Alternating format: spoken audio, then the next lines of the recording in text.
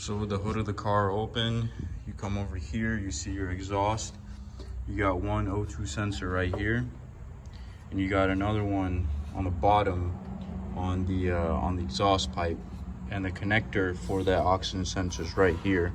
You can see I already disconnected it, but it would fit into that plug right there. And now underneath the car, this is the exhaust pipe and the actual O2 sensors right here.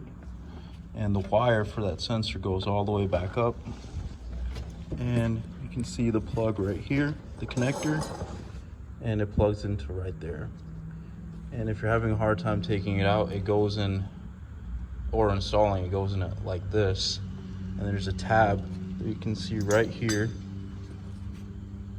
right there, that you need to depress, push it to the right, and then this would slide out. So to take this O2 sensor out, you're gonna need a 22mm wrench, and if it's seized up, you're gonna wanna use some WD-40 and heat it up by running the engine, and that should be enough to take it out. On the left, we have our old sensor, and on the right, we have our new sensor. Both are Densos. And if you're looking for the part number for the sensor, you can check it out right here. 89465-08040. They have the same plug.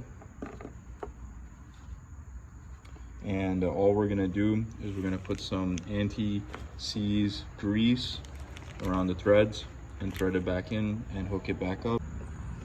So we've got the new one installed, and now all we're gonna do is plug this connector back in and do that, line it up,